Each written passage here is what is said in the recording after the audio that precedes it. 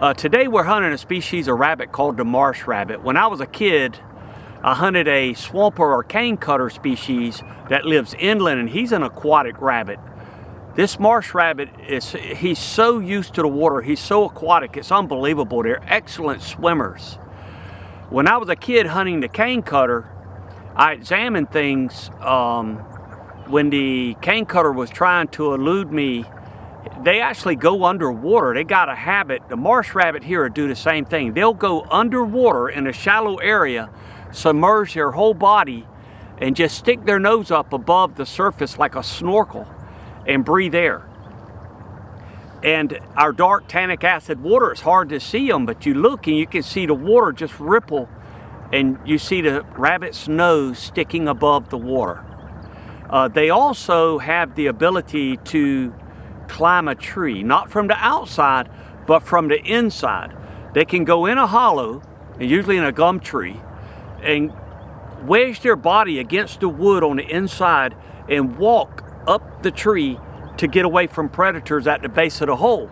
It's pretty amazing. And we used to take a green sweet gum sapling, which is real fibrous. Once we cut it, we'd rough up the end of it and put it in the tree and snake it up the tree until you could feel it would hit the rabbit, because what happens, the hollow terminates usually about 5 or 6 feet off the ground, and that rabbit would be all the way to the top of that. And you ease that sapling up the hole until you feel it vibrate like a fishing pole, and then you could twist it into his fur and pull him out. And sometimes if they got lodged in there, you may create a small fire and you could smoke him out.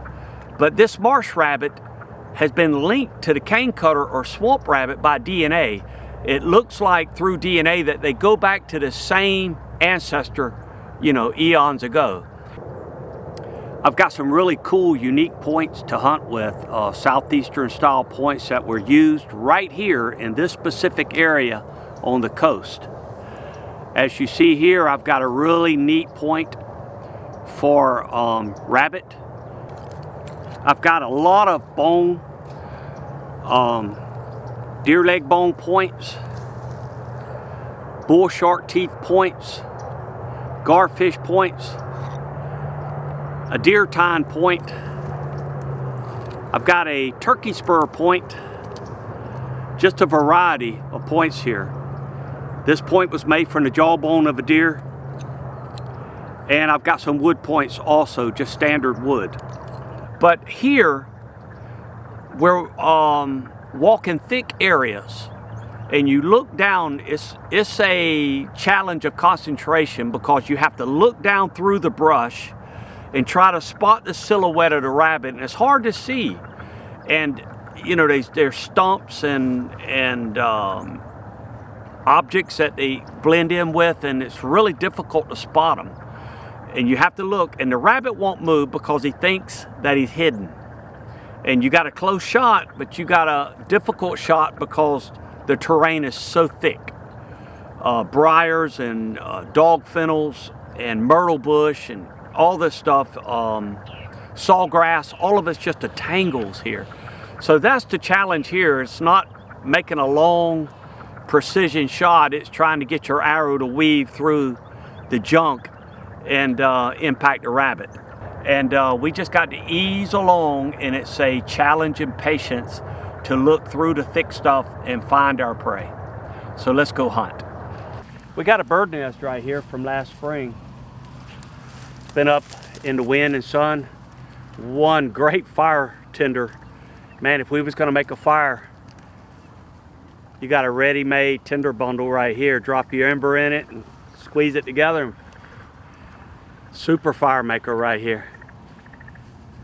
Yeah. This from last spring, so we're not hurting anything, but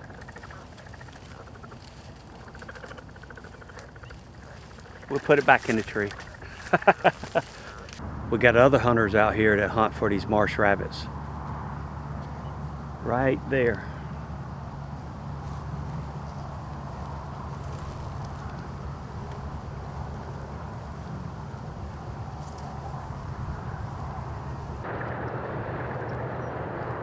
All types of animals live in this thicket. I had a shot on this opossum here, but we didn't want to take this animal. We were looking for rabbits, so we continued on.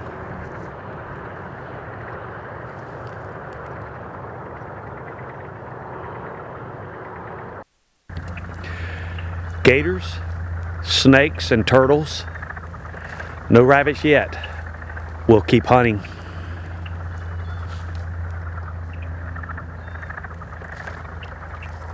I finally spotted a rabbit. Picking a clean hole to shoot through is going to be easier with the narrow stingray bar point.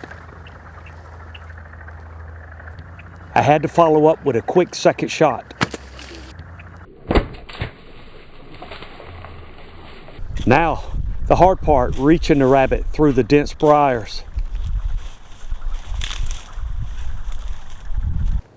The stingray bar point went through the thickest, densest stuff with ease. The gripping power of the stingray bar point is fantastic.